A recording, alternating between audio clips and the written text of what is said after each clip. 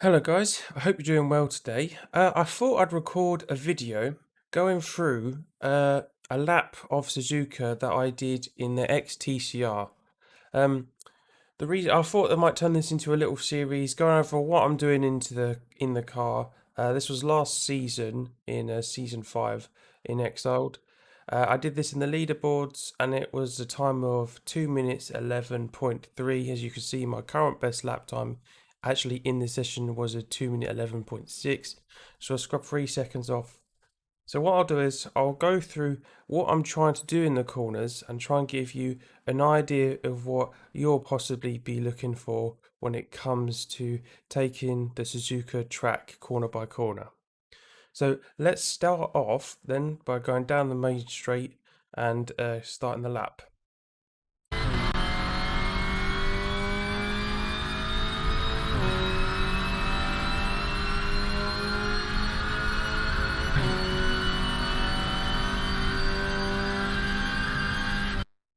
Now, when it comes to corner one, you probably just saw that you brake just before the 100-meter board, and you have to slightly adjust the steering, and so it's possibly like 5 or 6 degrees just to try and point the car where you want to go.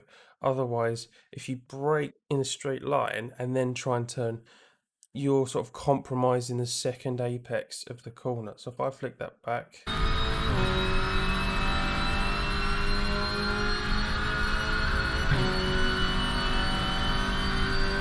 Just before the 100, or just after the 100, sorry, I messed that up.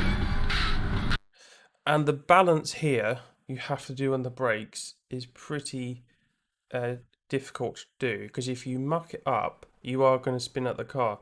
So you just need enough brake pressure, slightly more rear biased is what I like. So some people run at 60, but I was probably running about 56, I think, here, or even 55. And you rotate it on the brakes just enough to try and clip this second apex as quick as you can. Even though the little wheelbase is mucking up. Outside on the curb.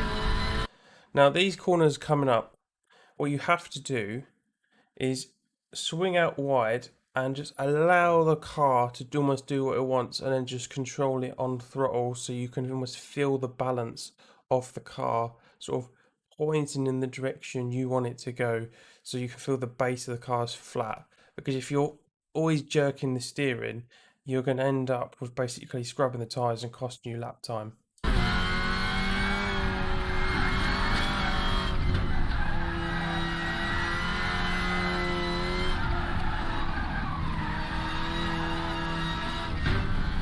You have to change anti-fur there to get a nice sort of grab on the inside and grab the inside curb.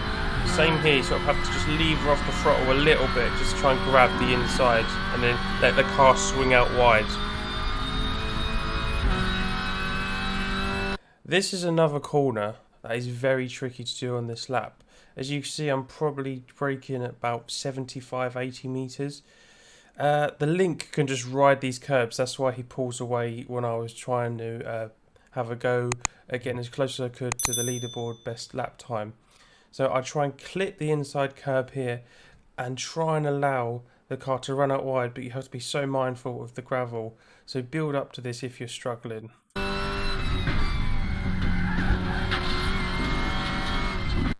This second corner doesn't look too tricky, but you can take a pretty big bite out this curb if you've done this bit right, and you're allowed then to go on the curb on the outside, but make sure your wheels are still on the red and white curb.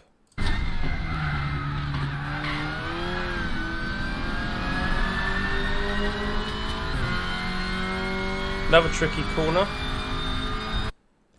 Now with this one, you almost have to try and feed the power on earlier than you think, try and get the wheels to pick back up. Braking, you almost need to do it all in a straight line this time, because if you're trying to do a lot of it while the car is pitching, it will just lock the tyres or lock the brakes, and you'll just go straight.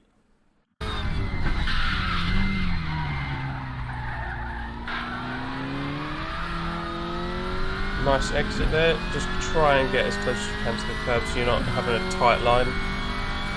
Gentle as you can be on the steering around this bit. Another tricky corner on this small wheelbase Golf is you can try and grab this curb here, and then you can swing, and it is very difficult to try and do in the Golf. So grab it and then try and grab the curb, and then you've almost got to allow the car to go out wide. But I just found that letting this Golf go out wide was so difficult for me, because if you don't allow it to go out wide, you compromise the entire back straight near enough.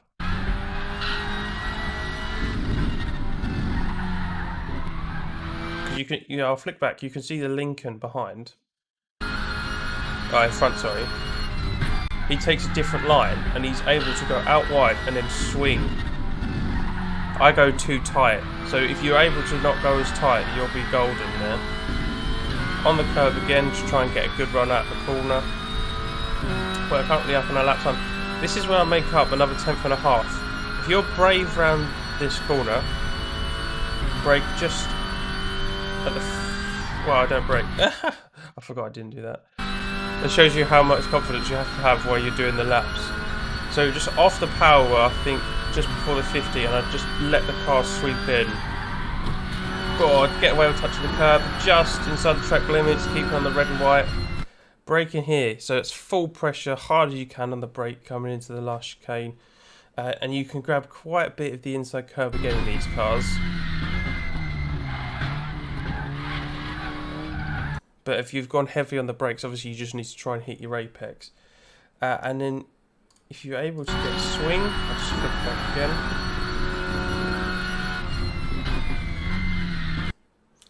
So if you're able to get a swing, if you hit this, if you're out wide a bit more, if you're able to be, you can get a real nice swing and then set up the last corner for a great exit.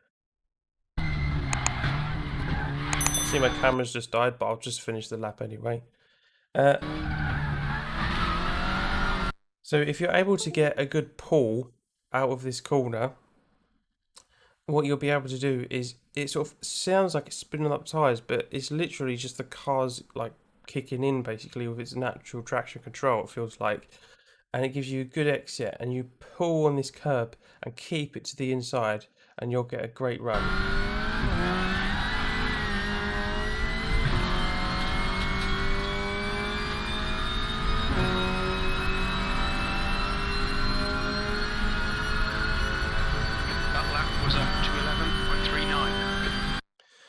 So that is the lap, guys. Well, thank you very much, guys, for watching. If you made it this far, thank you very much. If you could like and subscribe, that'd be fantastic for more reviews like this to do with sim gear and hot laps and other sim racing in general stuff. That'd be fantastic. So this is Billy Goat Boy signing out. See you guys on the track.